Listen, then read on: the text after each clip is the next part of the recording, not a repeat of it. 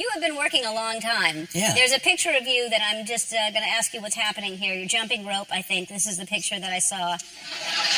Is this you just exercising, or what is that? Gosh, that is just, that's not me, okay? Let's just say that's not me. Yeah, but it is. I don't know. It is, and you must explain. I think, back in the 80s when I first started working as an actor, aerobics was popular and everything. And, sure. And short shorts, as you can see, the ever so flattering short shorts. And I guess we were doing a photo shoot for something. I don't remember actually, how does Bryan Cranston stay in shape? And it's like, I can jump. My name is Bryan.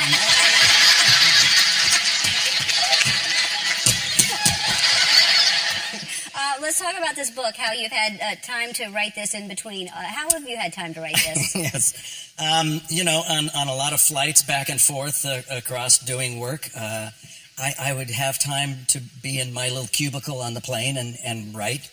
That's the other guy. That's the other guy. Do you miss that guy? Do you miss Walter White? I miss him to a... Yeah.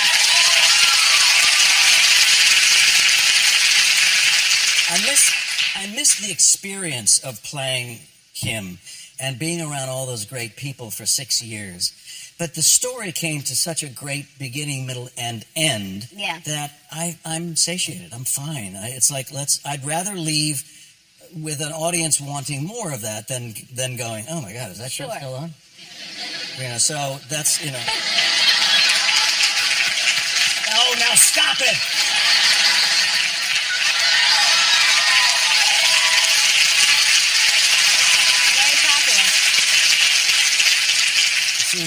This is Bryan. This is Tidy Whitey Week. Yeah, it is. Actually, there should be a Tidy Whitey Week. You know what? It has just become Tidy Whitey Week. That's a heck with Mark Harmon. I should have asked him what he wears. Get him back in here. Yeah.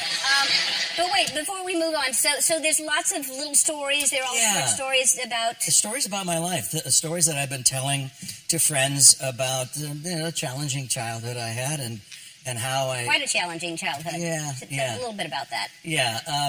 My dad and mom were both actors, and they met in an acting class in the late 40s and came together quickly and got married and set up shop, and they flamed out pretty, when I was about 10, 11 years old. And I didn't see my dad. He left the family, and so I had to grow up kind of fast, I think. And my brother, fortunately, my older brother Kyle, who helped me through a lot of it. But you just try to navigate your way through a challenging childhood by any means necessary. And then finally, if you come through on the other side and you've made it, then so much the better. Yeah. So a lot of that is in the book, and also meeting my wife. And yeah, you have the story about you proposing to your wife. You have to tell everyone how you proposed to your wife. So I knew it was time. I knew she is such a great catch. She's a beautiful woman and a heart and soul. And I realized that if I faced her and got on one knee and said, would you be my wife? I love you. Please, I would start weeping. And I wouldn't be able to get the words out.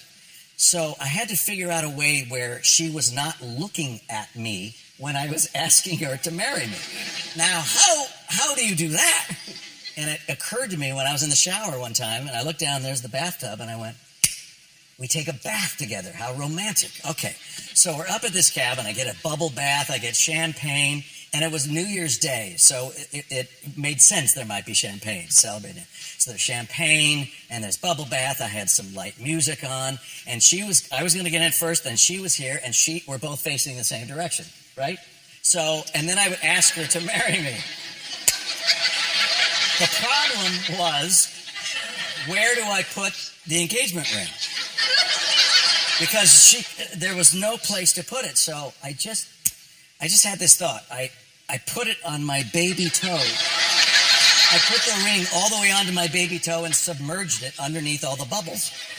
In she comes, and she's talking, and we're saying, this is nice, and we're staying there a while. I'm getting nervous. I got to do this. I got to do some more champagne, Okay, here it comes. And Robin, you mean everything in the world to me. Oh, thanks. And I push her face in.